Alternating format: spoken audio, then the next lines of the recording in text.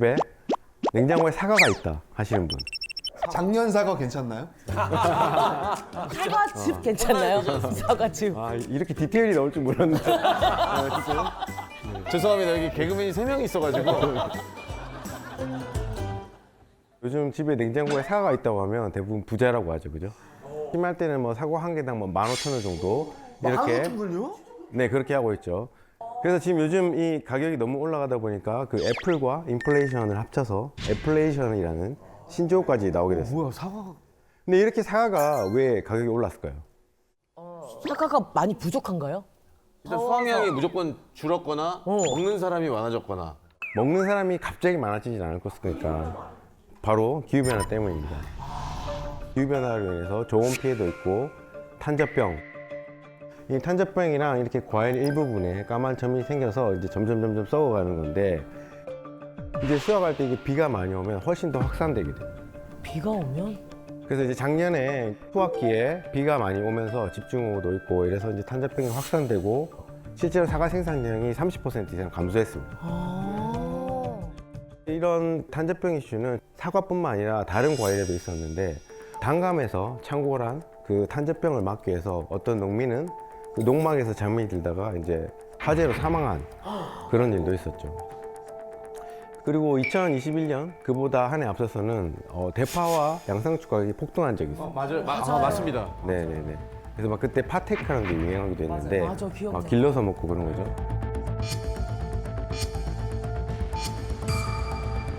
그래서 이런 지금 농산물의 가격 급등이라든지 뭐 수요 공급의 불안정 이런 것들은 결국에 우리가 지금 체감할 수 있는 기후변화의 시그널이죠. 위기의 징조고 가격만 오르면 사실은 다행인 거죠.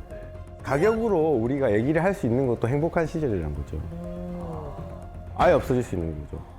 기후변화로 인해 사과의 생산지가 점점 이동하고 있다.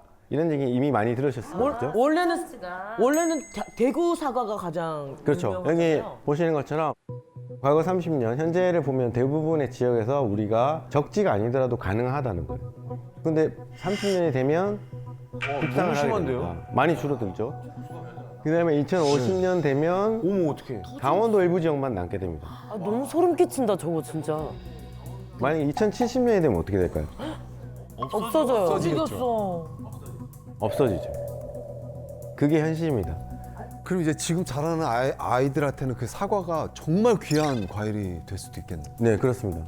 늘 항상 옆에 있으니까 당연하다고 생각했던 것들이 그냥 하나씩 없어지는 거예요. 아 너무 충격이다. 지금 예를 들면 봄꽃이 굉장히 빨리 피고 개화 시기로 인해서 많은 얘기들이 나오고 있는데 그럼 항상 질문을 많이 해요. 그럼 봄꽃은 계속 빨라지나요?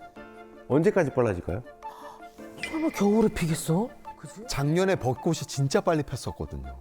문제는 그 빨리 피는 게 아니라 이제 어느 정도 더 빨라지면 이제 이 벚꽃은 볼 수가 없어요. 그러니까 이런 것들이에요. 지금 봄이면 벚꽃을 잃고 우리가 여름이면 사과를 못 먹고 수박도 없어질 수 있겠죠. 이런 식으로 하나씩 다 그렇게 바뀌어가요. 충격적이다. 자, 근데 이제 문제는 지금 제가 말씀드린 과일뿐만 아니라 기저귀, 그 다음에 우리가 비상식량, 뭐 자주 먹는 라면, 여성분들한테 필요한 생리대 이런 것들이 우리한테 필요한 생필품 가격이 점점 올라가고 있다. 왜 그러죠? 라면은 뭘로 만들죠? 밀이죠, 그죠? 그 우리가 러시아랑 우크라이나가 전쟁이 터졌을 때 가장 우려했던 게 그거예요. 밀. 우크라이나는 세계에서 가장 중요한 밀 공급원 중에 하나. 근데 다행히 뭐였냐면 세계에서 두 번째로 많은 밀을 공급하는 인도가 우리가 좀 많이 수출을 하겠다라고 했었어요. 근데 2022년 인도에서 섭씨 50도 기온을 찍고 날아가던 새가 떨어져 죽었어요. 와 50도를 찍었어요? 네. 저희가 50도를 경험을 해본 적이 없어가지고 그 영상에서 가끔 보면은 막 타이어 같은 거 녹고 도로에 있는 막 본네트에 후라이 먹고 그러는데 그렇게 됩니까? 맞습니다. 우리가 체감하는 이 공기 중에 섭씨 50도라는 것보다 이 바닥 흡수하는 열이 더 뜨겁거든요. 그래서 이게 섭씨 50도 되면 거의 100도 육박할 거예요. 아스팔트 갈 겁니다. 그래서 손을 댈 수 없을 거예요. 네, 자동차도 마찬가지고 그 열을 흡수하는 물질은 여러분들 절대 손 댈 수 없을 정도로 뜨거울 거예요. 자, 그래서 이제 어떤 일이 벌어지냐면 인도 총리가 마음을 바꾼 거예요. 자기네들 밀 공급에 문제가 생길 것 같으니까 수출 금지령을 내려버렸죠. 어머. 자, 그럼 어떻게 될까요? 밀 소비하는 국가들은 난리 나겠네요. 난리가 나고. 길이 막혀버리니까. 그 전해 미국도 엄청난 가뭄이 들어서 밀 생산량이 줄어든 상태였어요. 그 세계적인 공급망이라고 하는 곳에서 밀에 대한 공급에 문제가 생긴다는 게 예측이 된 거죠. 면화 같은 경우에도 미국이 텍사스가 이제 주요 생산지인데 텍사스주에 엄청나게 큰 가뭄이 듭니다. 예, 거기는 이제 가뭄이 들면서 면화 생산에도 문제를 일으킨 거예요. 아, 비가 안 왔구나, 거긴 또. 그리고 같은 해 세계 5위인 면화 생산국 그 파키스탄에서 엄청나게 큰 홍수가 발생합니다. 그래서 이제 이런 식으로 면화도 공급망에 문제가 생기기 때문에 우리가 쉽게 접할 수 있는 물건이지만 가격이 올라갈 수밖에 없는 거예요. 그럼 지금 오르고 있는데 시작된 거네요. 그렇죠. 이제 한국 같은 경우에는 이제 우리가 이게 조금 걱정이 되는 게 뭐냐면 저기 이제 한국은 전 세계에서 7번째로 많은 양의 식량을 수입해 가고 있어요. 우리는 많은 식량을 수입에 의존하고 있기 때문에 다른 나라에서 벌어지는 기후변화 영향도 우리가 또 동시에 받을 수밖에 없는 거죠. 우리나라에서 뭐 한자병으로 인해 사과의 공급망에 문제가 생기고 사과값이 오르는 것뿐만 아니라 인도에 밀 공급이 문제가 생기면 우리나라의 라면, 짜장면, 칼국수 가격이 오르거나 내용량이 줄겠죠. 어떡하냐 이제. 나 너무 슬퍼 지금. 기후변화로 인한 식량 위기가 우리에게 어떤 문제를 일으키는지를 보여주는 아주 그 역사적인 사례가 있습니다. 마야 문명.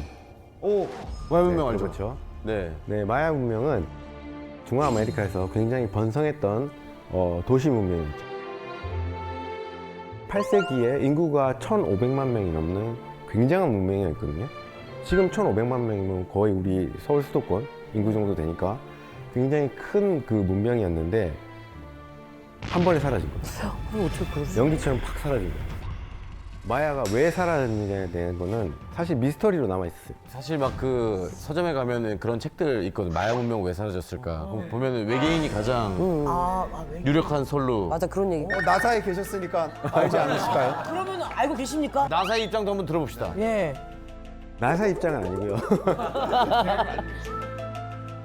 실제로 전 세계에 이제 24개 국가의 과학자들이 모여서 수년 동안 이거를 분석하고 알아봤더니 마야 문명이 붕괴했던 시기랑 중앙아메리카에서 굉장히 심각한 가뭄이 왔던 시기가 일치했던 거예요. 가뭄이 왔구나. 그렇죠. 물 부족. 왜냐면 마야인들에게 중요한 거는 그 옥수수, 콩, 호박 등의 그 작물이 굉장히 중요한데 얘네는 특히 이제 옥수수를 중요하게 생각했어요. 마야인들에게 옥수수란 그게 단순한 식량이 아니라 본인들의 왕은 옥수수의 신이고 본인들은 세계는 옥수수 밭이다. 아 진짜. 이 정도로 생각을 했기 때문에 가뭄이 들어 옥수수 농사가 힘들어지자 이제 뭐 많은 사람이 굶어 죽고 결국에는 문명이 사라진 거죠. 이게 뭐 100% 기후변화 때문이야라고는 다시 말할 수 없을 것 같아요. 근데 중요한 거는 여러 가지 그런 과학적인 연구 결과들이 분명 얘네는 큰 관련성이 있다라고 이제 지칭을 하는 거고 사실 인간이 살고 있는 인류 역사를 보면 세계 뭐 1차 대전, 뭐 2차 대전 우리는 엄청난 그런 전쟁을 겪었지만 문명이 사라진 적은 없어요. 맞아요. 기후변화는 결국 이 문명을 사라지게 할 정도의 강력한 그 위력을 발휘했다는 거죠. 와. 정말 공포스러운 얘기네. 맞아. 자, 이게 보면 지구 평균 기온의 상승 정도죠. 와. 너무 빨리 올라간다. 확 올라간다 저기 뒤에. 저 파란색이 산업화 이후의 온도고 초록색이 산업화 이전의 온도인데 지금처럼 저렇게 약 100년 동안 1도 이상 올라가는 적은 인류의 역사상 없었다는 거예요. 진짜 없네요.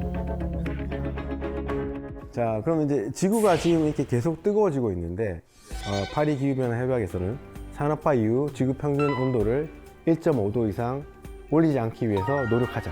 와, 이제 저기서 멈추자. 그렇죠. 전 세계적으로. 예. 근데 이미 올해 2월 그 지난 약 12개월, 1년 동안의 평균 기온을 보면 네. 산업화 이후 1.52도를 찍은 거예요. 왜? 그럼 국제사회가 약속했던 마지노선을 이제 처음 초과해버린 거죠. 올해 2월에. 아, 넘었구나.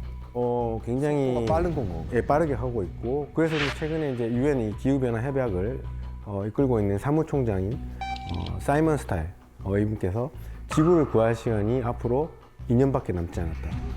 뭐 이렇게 경고를 하긴 했어요. 원래는 파리 협약에서는 2도를 얘기했어요. 지구 평균 기온을 산업화 이후 2도라고 했는데 굉장히 많은 과학자들이 논의를 하고 고민을 하고 연구를 하고 해서 계속해서 이 2도라는 걸 설정하고 우리가 보니까 2도가 과연 적절한 숫자에 대해서 이제 고민을 하게 됩니다. 너무 높지. 그래서 이제 더 연구를 해보니까 2도까지 가도 큰 문제 생길 것 같으니까 1.5도로 낮추자는 거예요.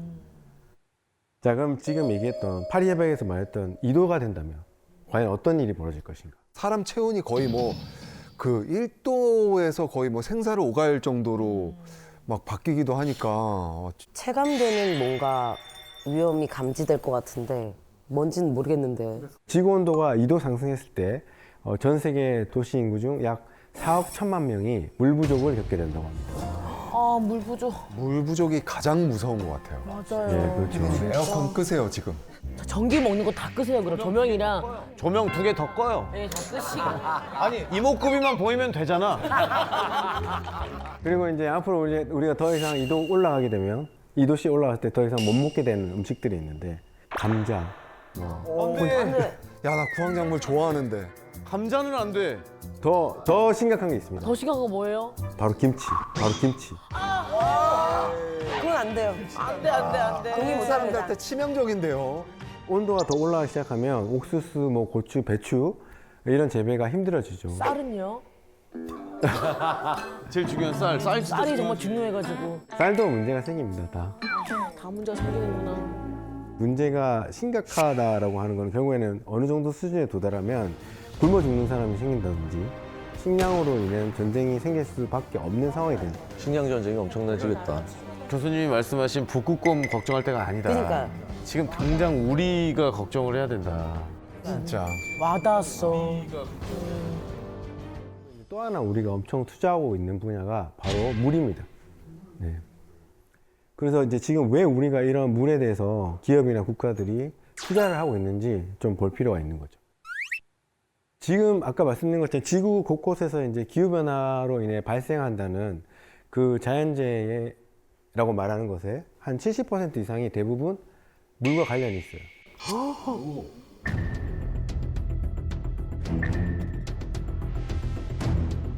가뭄. 집중호우, 물이 너무 많거나 적거나 이런 문제가 되는 거죠. 그러면 이제 우리가 할 수 있는 건 지금 너무 부족해도 문제고 넘쳐도 문제이기 때문에 국가 차원에서는 이제 물그릇이 필요한 거죠. 그렇죠. 우리가 물그릇을 확보해서 안정적으로 관리를 해야지 뭐 홍수가 왔을 때도 문제 안 생기고 가뭄에서 올 수 있는 피해도 줄일 수 있고 이런 것들을 최소화할 수 있는 걸 깨닫고 더 많은 투자를 하고 그래서 이제 시장 규모도 계속해서 커지고 있는 거죠. 자, 많은 나라들이 그래서 이제 물그릇을 확보한다고 지금 많은 일들을 벌이고 있는데 그럼 여기서 물그릇이 뭘까요? 국가 차원에서 본다면 댐일 거예요. 바로 그게 이제 물그릇을 만든다는 게 댐을 건설하는 건데 두 개의 댐이 있습니다. 웅장하다 아주. 와. 자, 미국의 샌 빈센테 댐 그리고 일본의 가와베가와 댐. 미국 이 댐은 굉장히 성공한 사례로 꼽히고 있는데요. 40년대에 지어졌지만 이 캘리포니아의 이제 최악의 가뭄을 막아줬던 훌륭한 사례로 남아 있어요. 역시. 근데 이 댐도 처음에 지을 때는 굉장히 비판을 많이 받았어요. 왜요? 왜냐하면 그때 당시에는 약 6,607억 정도의 어마어마한 돈이 들어갔기 때문에 과연 이 정도의 비용을 투자하는 것이 맞느냐. 가치가 있나? 근데 캘리포니아에 이제 얼마 전에 1,200만 년만에 대가뭄이 왔을 때 주민들의 생활용수, 뭐 공업용수, 농업용수에 문제가 안 생긴 거예요. 와, 대박이다. 그거 한 번으로도 충분히 가치가 있네요. 그렇죠. 왜냐하면 가뭄으로 인한 피해는 그거보다 훨씬 더 컸을 것이라고 보고 가뭄뿐만 아니라 84년에 이제 힐러리라는 대형 헤리케인이 왔을 때 피해도 최소화시켜줬죠. 이제 물을 가둬둠으로써 돈 쓴 보람이 있는 댐이 된 거고 이 일본 댐의 경우는 조금 케이스가 다른 게 소잃고 외양간 고친 격의 댐이 돼버렸어요. 왜요? 일본 정부가 실제 1966년부터 이 댐을 건설하려고 계획을 했는데 네. 당시에 이제 주민들의 반대가 너무 심했던 거죠. 홍수를 제대로 막아낼지 모르겠다. 또 뭐 여러 가지 환경적인 이유가 있다. 수용성이 떨어진 거죠. 그래서 일본 역사상 최초로 댐 건설이 중단된 사례로 남아 있었어요. 근데 이제 하지만 2020년에 네. 구마모토현에 엄청난 대규모 홍수가 발생합니다. 며칠 동안 기록적으로 쏟아진 비로 인해서 수많은 인명피해, 가옥이 물에 잠기고 엄청난 경제적 피해가 발생하게 됩니다. 그렇게 됨으로써 이 사람들이 이제 깨닫게 된 거죠. 다시 이제 댐을 건설해야 되겠다라고 해서 뒤늦게 다시 짓고 있는 상황이 된 거죠. 그러네요. 근데 사실 이게 댐이라는 걸 짓는 게 쉬운 일은 아니잖아요. 그죠? 너무 고려해야 될 게 많은 것 같아요. 근데 이제 지금 이 사례와는 달리 새로 짓는 것 말고 변화를 주는 거죠. 예를 들면 프랑스 같은 경우에는 1990년대 수륙 발전용으로만 쓰이던 그런 댐을 구조 변경을 해서 가뭄에 대한 수위 조절도 하고 홍수 방지도 하고 뭐 농업용수 공급, 그 다음에 뭐 운송, 관광 이런 데 다양하게 쓸 수 있게 다목적 댐으로 변신시켜서 성공을 시킨 사례도 있어요. 이처럼 이제 댐을 활용해서 이제 물그릇을 넓혀간 나라도 있지만 아예 지금 새로운 물이 없는 지역도 있잖아요. 그럼 그런 나라들은 물을 찾아야 돼요. 어떻게 해야 되죠? 다른 지역에서 예를 들어서 좀 이제 물을 수입해야 되나? 네, 수입해야죠. 그 방법밖에 없죠. 아니면은 이제 더러운 물을 좀 걸러 먹을 수 있는 정화 장치를 네네네, 좀 설치하는. 맞습니다. 맞아. 황재성 씨가 말씀하신 게 정확하게 정답입니다. 물을 만들어 먹어야 되는 거죠. 대단하죠. 네. 놀랍죠? 물을 만들어 먹는다는 이야기는 난생 처음 들어봤네요. 지금 이런 새로운 물을 찾는 과정에서 가장 선도적으로 떠오른 나라가 싱가포르인데요. 싱가포르? 네. 그런 거요? 싱가포르는 수자원을 주변국인 말레이시아에 의존하고 있어요. 이제 말레이시아에서 물이 공급이 돼야 되는 거죠. 근데 만약에 말레이시아가 물을 차단하면 진짜 말레이시아한테 꼼짝도 못 하겠네. 그렇죠. 뭐 할 수 있는 게 없어요. 물 안 줘. 그러면 끝나는 거니까. 그리고 실제 그런 일이 벌어집니다. 말레이시아가 물 공급을 중단하겠다고 싱가포르를 협박하는 사태가 이제 벌어지기 시작하죠. 와. 약자가 돼버리네. 그래서 이제 싱가포르 입장에서는 언제까지 이러면 안 되잖아요. 새로운 자원을 확보해야 되는 거예요. 그치. 그래서 여러분도 많이 들어보셨을 거예요. 해수 담수화. 네. 이런 방법을 동원하게 되죠. 한국에서도 많은 연구를 하고 있는데 바닷물에서 염분이나 불순물을 제거해서 담수를 만들고 그리고 이제 물을 재활용하는 거죠. 우리가 집에서 이미 가정에서 쓰고 남은 버리는 물을 폐수를 재활용해서 새로운 수자원으로 활용하고 그래서 지금 현재 싱가포르 같은 경우에는 이런 해수 담수화나 물 재사용을 통해서 해결하고 있습니다. 그러니까 이제는 이런 것들이 앞으로 한국도 마찬가지고 미국, 유럽에서도 점점 새로운 수자원 확보를 위한 노력들이 진행이 되고 있어요. 그래서 지금 이런 물 관련 이슈를 볼 때 전 세계적으로 이제 기후위기가 심해지면서 폭풍, 그다음에 홍수, 가뭄, 그다음에 산불도 있었고 아까 산불도 물 문제와 관련이 있다고 그랬죠, 그렇죠? 그래서 이런 것들이 앞으로 10년 동안 지속적으로 발생하는 피해가 거의 한 약 2,400조 정도 된다고 합니다. 이런 것들을 복구하고 추가로 대응하는 기금이 또 4,123조. 어마어마한 숫자들이 지금. 근데 이게 감이 안 오잖아요, 보통 이런 거죠. 네. 이게 이 돈이 얼마나 되는지. 네. 근데 보니까 넷플릭스 다 아시죠, 그죠? 네. 넷플릭스의 시가총액이 340조. 그다음에 아마존의 시가총액이 2,400조. 그러니까 이게 지금 이 물 문제를 피해를 방지하고 복구하는 데 들어가는 비용이 아까 4,000조가 넘어가니까 얼마나 큰 돈인지 알겠죠. 네.